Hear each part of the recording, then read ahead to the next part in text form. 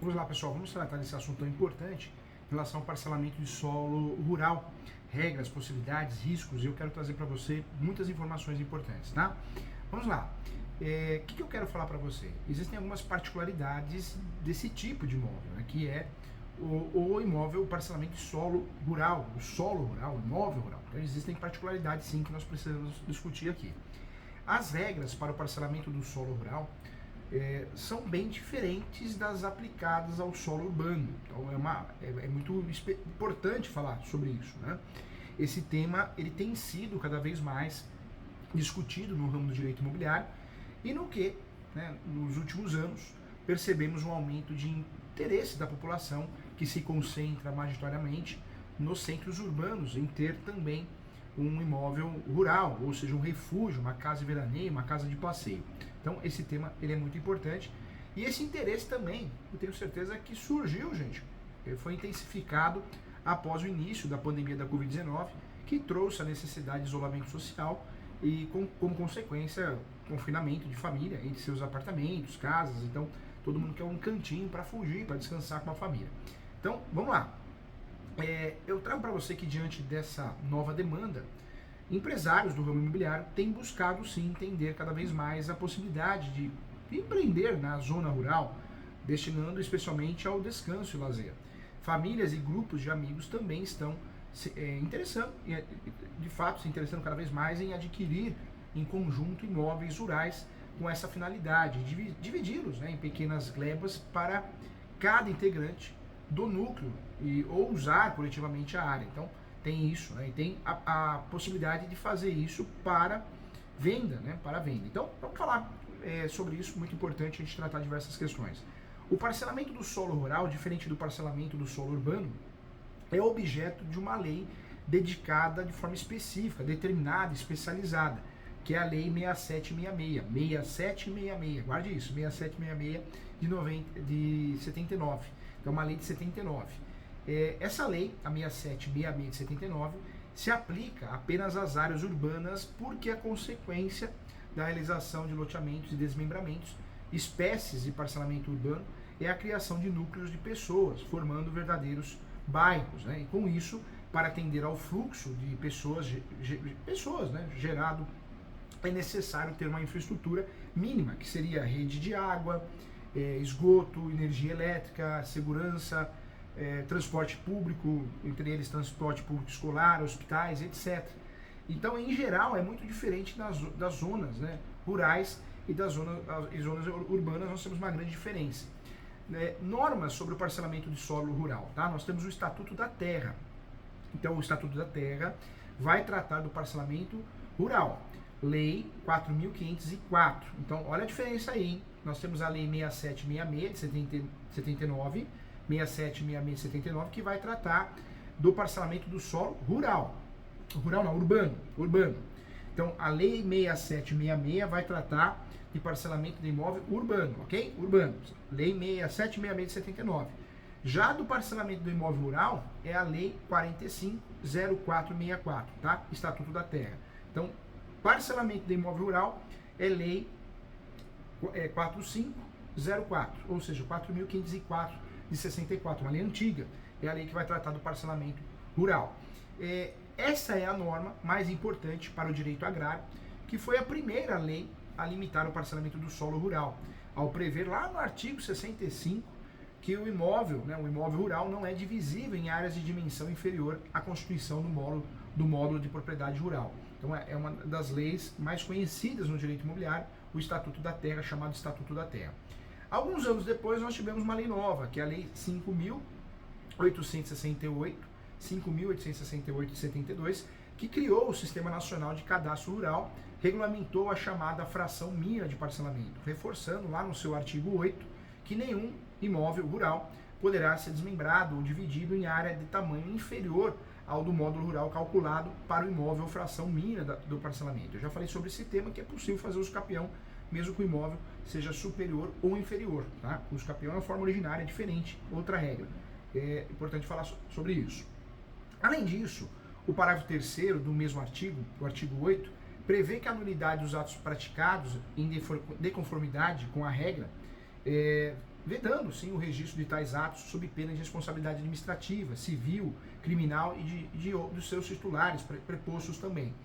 Eu queria falar aqui também, muito importante, embora o artigo 13 do decreto 59.428/66 ainda faça menção à expressão loteamento rural, é tecnicamente incorreto, tá, gente? É tecnicamente incorreto, está errado. Na atualidade, se referir a qualquer desmembramento rural como um loteamento. Então, não seria o correto. Tá? Então, eu trago para você que a figura do lote remete a um terreno apto à edificação, com toda a infraestrutura urbana à sua disposição, o que, como já mencionei na aula, não se vê nas zonas rurais. Então, importante isso. Além da legislação federal, cada município, isso também é importante explicar, hein, gente? Cada município também deve regular o parcelamento do solo em suas zonas urbanas e rurais, seja pelo plano diretor, imóvel urbano, seja pela lei municipal específica. No âmbito estadual também nós temos o Código de Normas da Corregedoria. Eu falo no direito imobiliário, falo para o engenheiro civil, que é meu aluno também, que o Código de Normas da Corregedoria de cada tribunal estadual é necessário, é importante, é aplicável aos servidores extrajudiciais, incluindo os cartórios de nota e de registro, que nos interessam muito. E deve trazer também as regras para o registro de imóveis em cartório, o que afetará diretamente as possibilidades de parcelamento de solo na zona rural. É possível também que o Estado, ou os Estados, né, melhor dizendo, regulem a matéria em leis específicas de zoneamento, criando, por exemplo, regiões turísticas que envolvam territórios de mais de um município. Isso é comum também, isso acontece também. Queria trazer para você também que de fato, não são apenas as limitações da área que devem ser consideradas para o parcelamento do solo rural, hein? Como visto na aula, como já falado aqui na aula. O proprietário do imóvel precisa atender e respeitar uma série de encargos, limitações diferentes das imposições à propriedade do imóvel urbano.